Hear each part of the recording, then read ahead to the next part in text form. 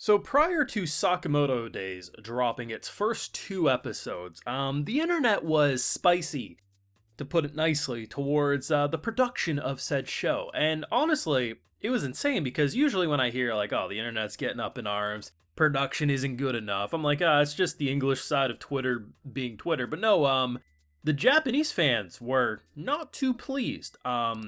People were talking smack about the opening. It wasn't animated enough. And I was just like, listen, I watched what they were looking at and I thought it looked fine, but I guess fine wasn't good enough because, it's such a popular manga, it deserves the best of the best. I get it to a degree, but I definitely felt there was a severe overreaction. So, color me surprised when I finished the first episode and I said, huh.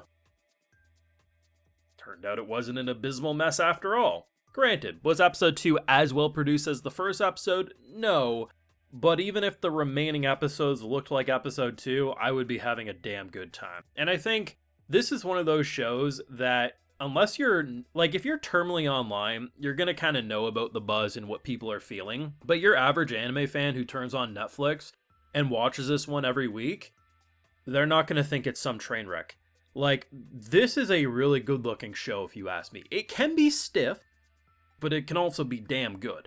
Sometimes the character designs almost looked like take manga panels, and you know how sometimes people like professionally color it? Sometimes the character models kind of look like that, but the general look of the show and the movement and the fast-paced nature of this retired hitman who got real fat and has a great loving wife and kid, but has the no-kill rule as his, biggest fanboy Shin wants to, kind of bring him back into the fold, and then ultimately some shit happens, and now they're working at a convenience store. This show is hilarious, it's action-packed, and yeah, there's gonna be some very vocal naysayers about this show, and some people on the internet are gonna hate it, but I think this is once again one of those cases where, at face value, the internet seemingly was gonna hate it, but I think most people who actually give it a shot are gonna have a damn good time, though it is gonna have a weird Netflix release schedule, similar to other shows.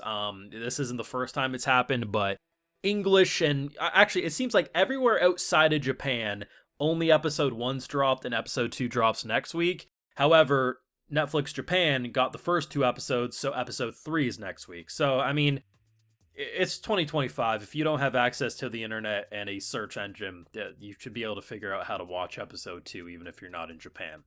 That's all I'm going to say. Now, of course, if you want to support my work and see my full and good thought to these episodes, I do have a Patreon where we got those full live reactions if you're so interested. So, I don't think this is going to be a bold claim, but if these first 2 episodes are good indications of where the show is going to go, it has a very strong chance of being a contender, if not anime of the season. And I think when 2025 is all wrapped up, I wouldn't be surprised if this is in a top 10 for me. It just immediately clicked for me. I actually wasn't expecting how humorous it was going to be. Like, there's this, I just love how they design Sakamoto. Like, people are going to make the memes that, like, hey, you may think he's overweight, but this is actually what peak masculinity looks like. But the dude be moving, like there's muscle underneath all that fat. And I think the best way to describe why I like his character design so much is you can have fat characters that just look gross, right? Like you look at them and you're like, okay, you wouldn't want to be in the same room, they probably smell, they're just gross. But then you look at character designs like Santa Claus. There's a reason people are okay sitting on Santa's lap, and it's not just the horny moms.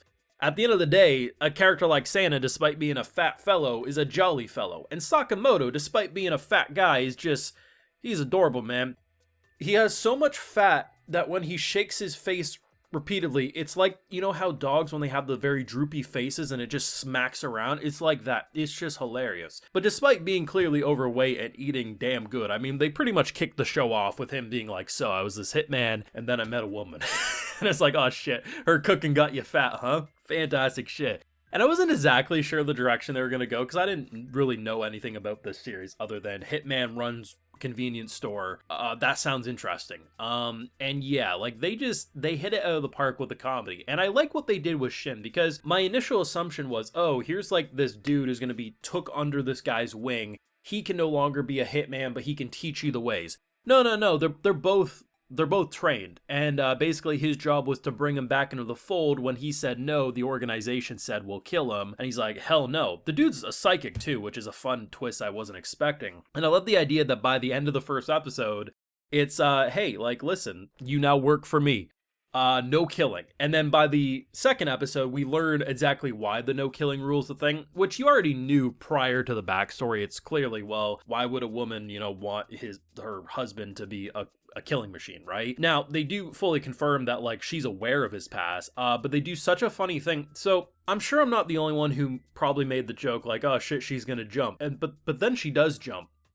Now, to her defense, she does say she didn't expect the fall to be that big, but on one hand, she's crazy, but on the other hand, how else do you get it through someone's head whose job for a living is killing, that valuing your life and what maybe not coming home will do to an individual? So by her jumping, knowing he would save her because of his insane talents, it gets it through to him why the no killing rule and not putting your life in danger is so important, because imagine if I would have died there, how would you have felt, right? It's crazy, but these two were made for each other, and he is an adorable kid. It's just like, they do such a good job, and they even introduce another character in the second episode named Lou, who, honestly, I like her character. Her voice was different than I was expecting her VA. Like, I do like her VA and the role she's done. It's just, I was expecting a different style voice, but I'm sure it's going to grow on me over time. But, the idea of losing a family, holding onto the key, and then the cute emotional vault thing where every, like, head of the family leaves something important, and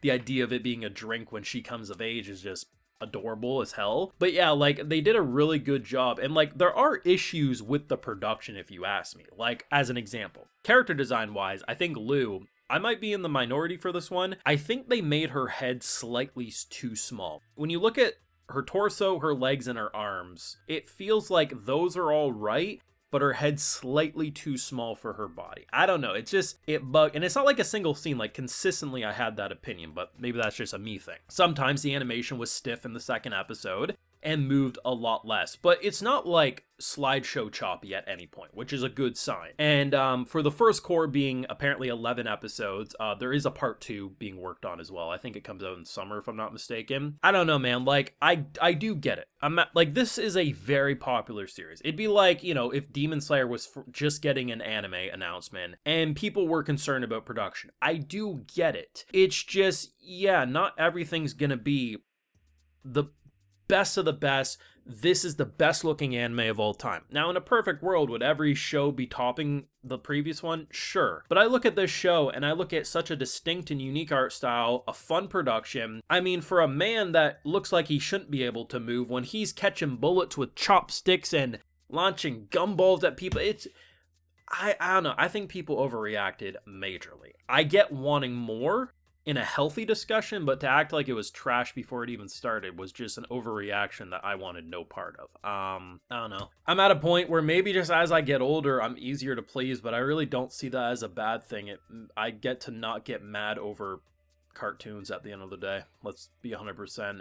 I like the first 2 episodes. I'm interested to see what episode 3 is going to look like next week. You let me know your thoughts though down below. Leave a like if you enjoyed. Subscribe if you're new around here. Of course, ring that bell. And like I mentioned, we've got those full live reactions over on Patreon. And hey, while you're over there, I'll also give you a video shout out. All right, so today we got 4-6. Andrew Thomas, LG12677, Cuds, L, and we also have Doc. So I appreciate the support, everyone. Please take care. Have a good one.